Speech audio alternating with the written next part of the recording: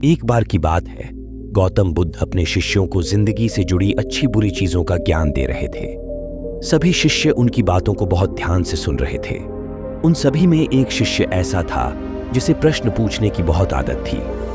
वो उठकर गौतम बुद्ध के पास गया और उनसे बोला, आप हमें जिंदगी के बारे में जो कुछ सिखा रहे हैं उस सब का क्या फायदा, क्योंकि हम में से बहुत से बच्चों को ये भी नहीं पता कि हमारे जीवन का मूल्य क्या है और ये जीवन हमारे लिए कितना कीमती है। पहले आप हमें ये बताइए कि इस जीवन का मूल्य क्या है। अपने शिष्य की बात सुनकर गौतम बुद्ध अपने कक्ष में गए और एक चमकता हुआ पत्थर का टुकड़ा लेकर आए। वो टुकड़ा उन्होंने अपने शिष्य को दिया और बोले, मैं तुम्हें इस जीवन का मूल्य तब बताऊंगा जब तुम इस पत्थर का सही मूल्य पता लगा कर आओगे। साथ ही ये ध्यान रखना कि तुम्हें ये पत्थर का टुकड़ा किसी को बेचना नहीं है। गौतम बुद्ध की बात मानकर वो शिष्य बाजार की तरफ चला गया। बाजार में सबसे पहले उसकी नजर एक फल बेचने वाले पर पड़ी और उसने वो पत्थर उस फल वाले को दिखाया और बोला, इस पत्थर के बदले आप मुझे कितने फल दे सकते हो? फल वाला बोला, ये पत्थर कुछ खास तो नहीं है, लेकिन फिर भी इसके बदले में तुम्हें 10 केले दे सकता हूं। वो शिष्य उस पत्थर को लेकर आगे चला गया। फिर उसे एक सब्जी वाला मिला। शिष्य ने उस सब्जी वाले से उस पत्थर की कीमत पूछी। सब्जी वाले ने उस पत्थर को ध्यान से देखा और बोला, इस पत्थर की कीमत के बदले में तुम्हें ज्यादा से ज्यादा एक बोरी भरकर सब्जियां दे सकता हूं। इसके बाद वो शिष्य उस पत्थर को लेकर एक सोने के व्यापारी के पास गया। उस पत्थर की टुकड़े की चमक देखते ही उस सुनार ने उसकी कीमत 100 सोने के सिक्के लगाई। शिष्य ने वो टुकड़ा बेचने से मना किया तो वो सुनार उसके बदले 200 सोने के सिक्के देने को भी राजी हो गया, लेकिन शिष्य ने वो पत्थर नहीं बेचा। इसके बाद वो शिष्य एक हीरों के व्यापारी के पास गया और उनके सामने उसने वो पत्थर के टुकड़े को रख दिया।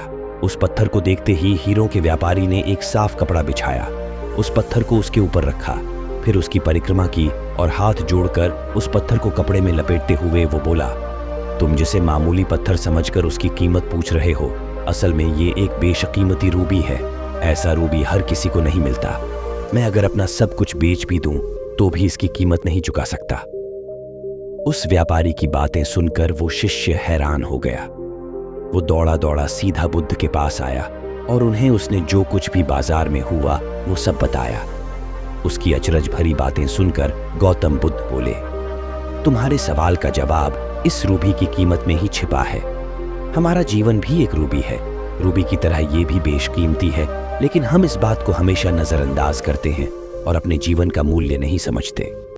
हम दूसरों को देखकर और उनके जैसा जीवन जीने की कोशिश में अपने जीवन की कीमत को कम कर देते हैं।